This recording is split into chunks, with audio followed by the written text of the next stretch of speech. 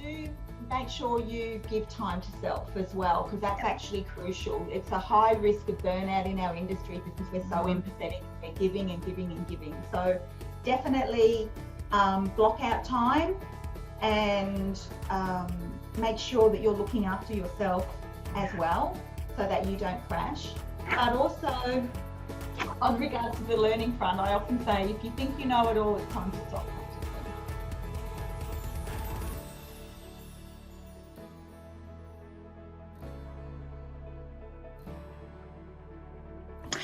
Good morning, Randa Karzon here, success coach for Torrens University Health and Education.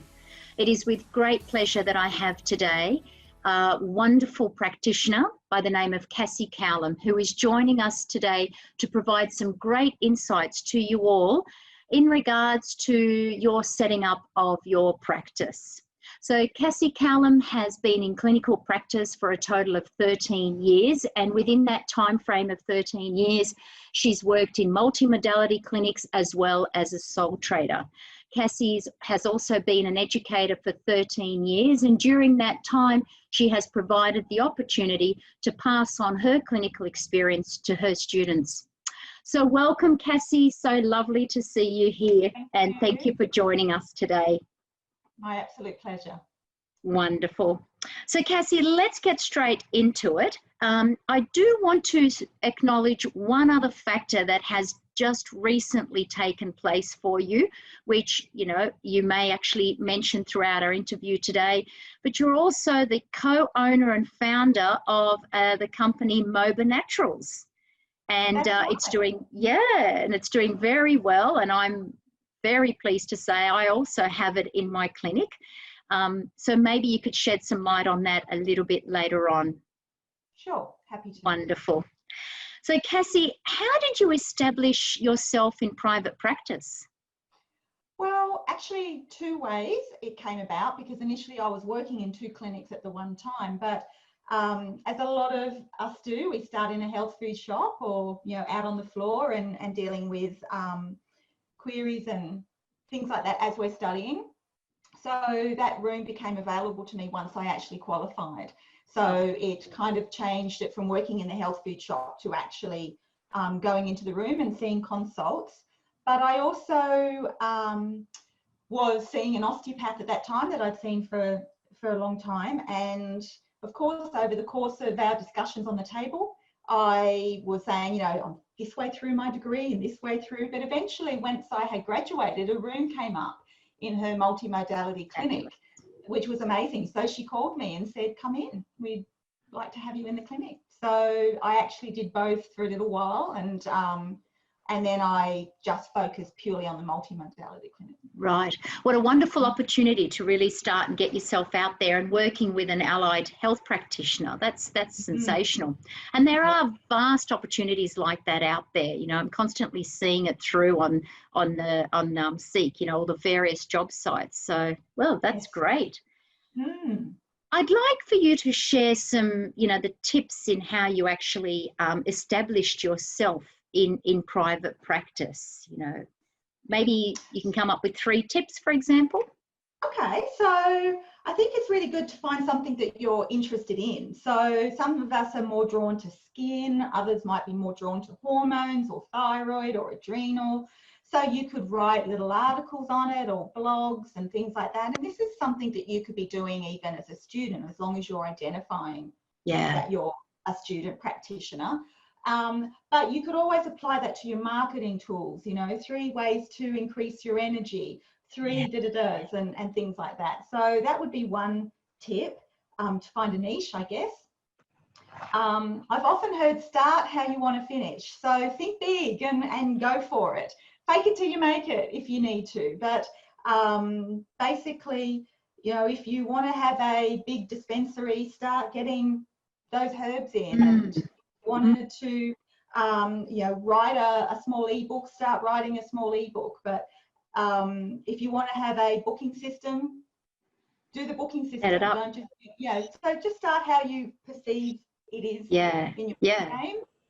And then to get another one to find or to establish yourself in practice, contact the product companies. They've Mm. actually got reps that are on the road all the time, and those reps are seeing all clinics, and they hear of a room becoming available, or someone's looking for someone to do such and such, and sometimes it might not even be advertised. I mean, you mentioned Seek and things like that, but sometimes that word of mouth is actually invaluable. So That's true. Yep. yeah, so you know, you can contact them and say, you know, is there any one that's looking for a, you know, clinician or something like that. But yeah, They're very wonderful suggestions, really wonderful. Yes, word of mouth truly has quite an impact. It really spreads what you are wishing to provide, but also it's the ideal way to setting up business. They're great. Thank you. Now, I know this year has been trying for so many businesses with the way COVID has hit, and understandable that you know, businesses have been adjusting and so forth. However, we've also got to keep in mind that even though we're in that post stage, it seems to be the new norm, as everybody's, you know, referring to it. And so I would like for you to still provide us with an insight to what were the processes that you actually put into place during COVID to actually keep your clinic business going. Okay, well, first of all, I'd already moved from that multimodality into my home practice. So in a way that made it a lot easier. So I already had the infrastructure to do Skype and go online, and I did it immediately. So changed my Facebook banner and my website, and made sure that and did a mail out to all my clients to say, I'm still open for business. We just have to change things a little bit. So I had most all my clients moved to Skyping. That was fine, or phone consults. And even with picking up products and things like that from my dispensary, I would just leave it in my mailbox and they would swing past and just collect it. So I made sure I found out what time they were going to come through, left it down there so it was nice and fresh. And so really it didn't have that much of an impact on me. And then of course, what I found really interesting is when things shifted a little bit, I thought most of them would probably stay on Skype, which I kind of preferred. But but it actually, they really did want face-to-face. So only a handful have stayed on as Skype. But what that has done, of course, is I have to do the disinfecting between consults as per the legalities and things like that. But really, it hasn't had that much more of an impact on me just doing online.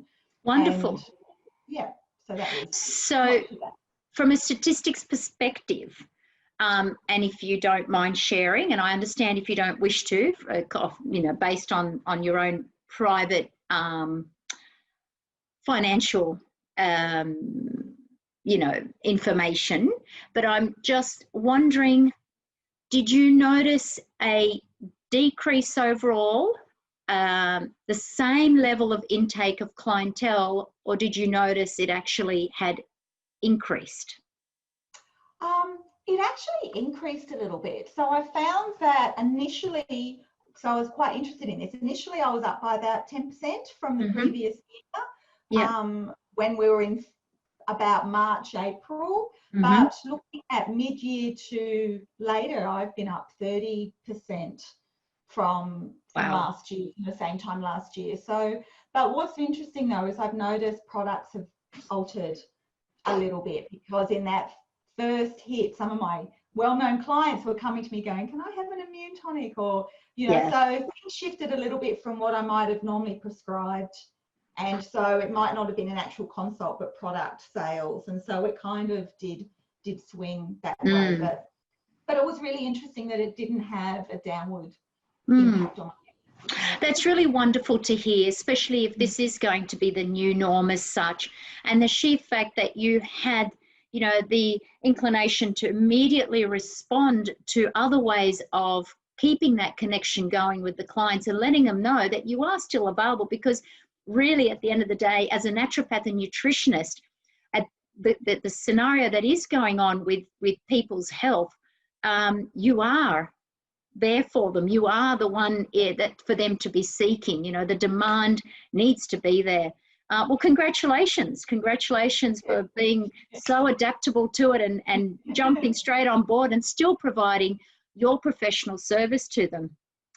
So let's talk about, where do you see yourself as you know, in your profession as a naturopath and a nutritionist heading post-COVID?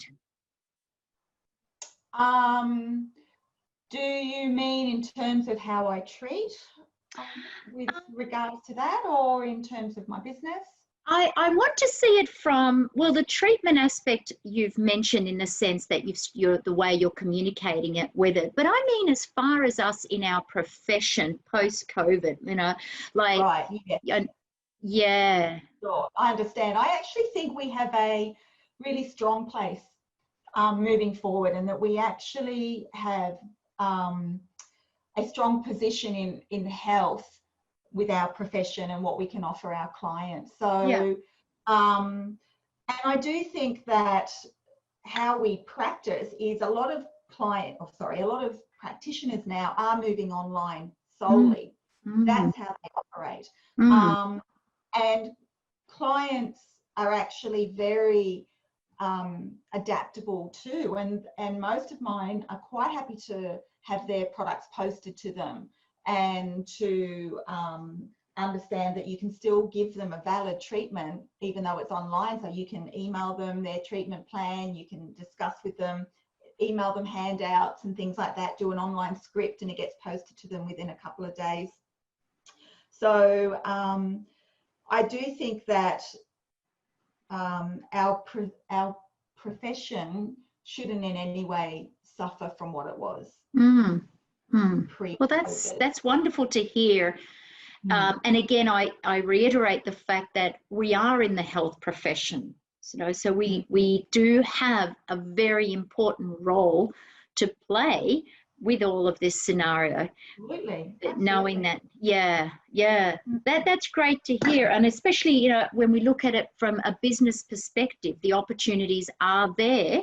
And it's also fulfilling what your chosen path has been and is, and that is to be able to help others in their healing journey as a naturopath and nutritionist.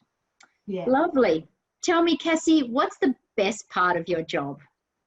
You know, I like to use a lot of humour in my work when I feel that it's valid and it's okay. So what I love is having a laugh with my clients.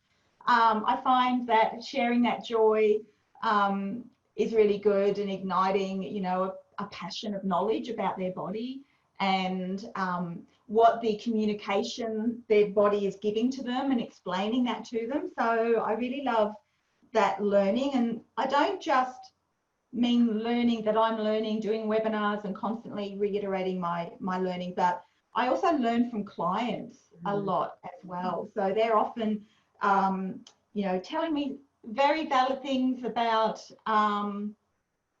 you know, how I am as a practitioner, where I might need to change and shift and things like that too. But also sometimes they come up with stuff and I go, that's interesting, I'll look into that further. And, you know, it ignites me actually progressing with my learning as well. And sometimes just that general sharing of stories, you know, they come in, like my client just this week, she's fostering two boys, twins, and 3 years old, and showing me their photos and their smiling faces. Lovely. And she's so excited that she's getting them this week, and those sort of little things are outside of the consult, even though they're not, but it does give me a lot of joy. So I find that it's that connection that you're getting with someone else that is valid. So yes, of course, there's, you know, someone who's experiencing ill health, and yes, they're in a bad place potentially, or they've got a lot of pain and issues, and working on that is helpful and beneficial and joyful in a way that they're getting better. But it's those little moments that, you know, make it really worthwhile. Beautiful. Yeah, quite enriching to your spirit, it sounds like. And you glow as you were talking about that as well, and sharing the stories. So they're reciprocating as back to you. And that's lovely. It's so nice to know that a person, it's not they're in their profession. It's not just a job. They're literally in their profession and thriving with it, enjoying it, and that's where the success comes in on all levels. So it's lovely, lovely to hear. Now, this I feel is an interesting one that often is heard from students after they graduate. So I'm not sure what your view is on it, but I'd like to ask you this. What do they not teach you when you were studying that you wish you had have known?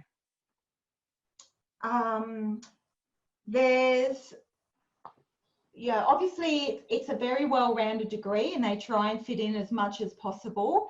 However, I think when I was going through the marketing and the establishing a business probably needed an extra subject or something like that something within a more modern framework, because it was mainly things like networking and brochures and advertising and how to work out what you should charge, which is valid, very valid, but doing a business plan and things like that. But I still didn't come out, I guess, with a lot of confidence in how to do that, and to understand that peacocking yourself, showing your colours and your feathers and saying this is what I do, and it's not ego, it's not a bad thing, that it's actually okay to be saying this is how I can help you, this is what I can do for you. And so afterwards I actually did a night course for, I think it was about 8 weeks or something, with regards to GST and small business and things like that, because I felt I needed that extra level to actually help me create a small business as well. So and at that time social media wasn't such the big thing it is now.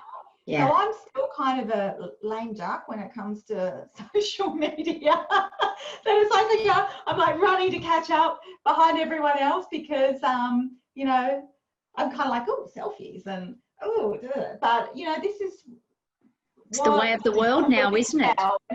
But what I find really interesting is when students are actually doing that whilst they're studying. So do it, do those blogs, get people to ask me a question or whatever it might be, and take that photo that you want to do, and that's that start how you want to finish aspect I was mentioning. That design yourself a logo, start thinking about who you are and what you want to be as a practitioner, so that by the time you're going, right, I'm ready, it's you've branded yourself, branded, you've kind of been out there for a while, even though you haven't been able to legally practice or see clients at a small business level.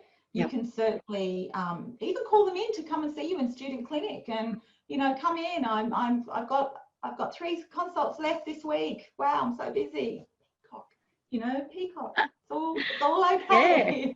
That clientele that's already established during student clinic, is an awesome concept for students to embrace, and you sharing this insight that they promote themselves during that time and branding and spread their peacock. I love that.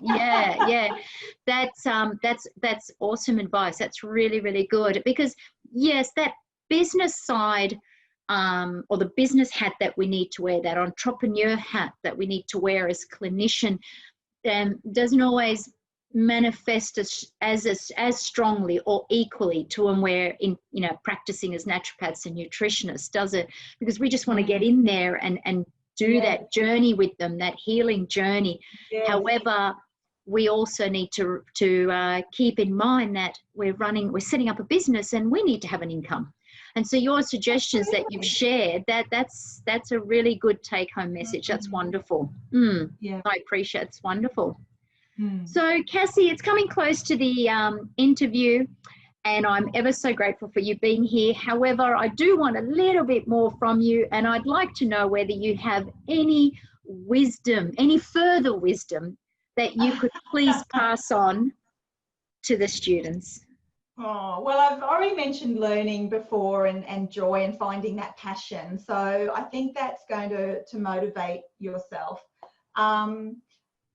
But do make sure you give time to self as well, because that's actually crucial. It's a high risk of burnout in our industry because we're so empathetic, we're giving and giving and giving. So definitely block out time and make sure that you're looking after yourself as well, so that you don't crash. But also, on regards to the learning front, I often say, if you think you know it all, it's time to stop practicing. So make sure that you keep learning,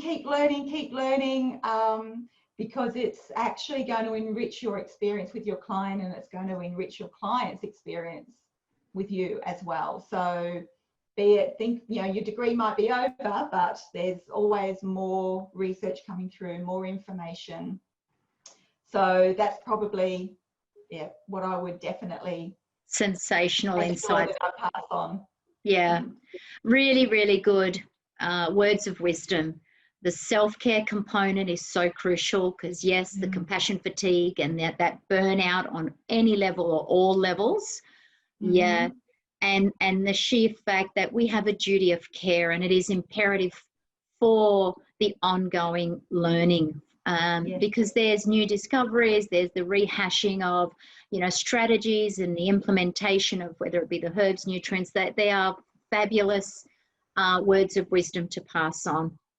Cassi, it's been an absolute pleasure and an honour to have you share your time with us all. And we thank you very, very much. All the best. Yeah, all the best. Okay. Yeah, and it's lovely. I can see the Moba Naturals in the background there as well. Oh, yes, the organic tea range. Yeah. Yeah, no, it's lovely. So on par with Cassi, as a naturopath and nutritionist, running her own clinic, she's also, during COVID, has set up a organic all-range tea company alongside also. Maybe you can do a little bit of insight to this, Cassi. Still developing products. So there you go. Flower essence for animals. It's now we've got a organic tea range of different blends, and focusing on different systems, I guess, nervous system, gut, etc., and doing skincare too. So starting off with some face oils and scrubs, but it will eventually grow into the whole skin range and masks and flower essence mists, and fabulous. It just goes to show that whether there's any kind of impact that we have economically, if you just put on that business hat and really think outside the box and be prepared, as Cassi said, to think big, so you finish off big. Consider these amazing journeys that Cassi has taken us through to get herself into this successful place. Cassi, once again, thank you. It's been an absolute delight to chat with you. And blessings to you. Take care. Thank you very much. Bye now. Bye-bye.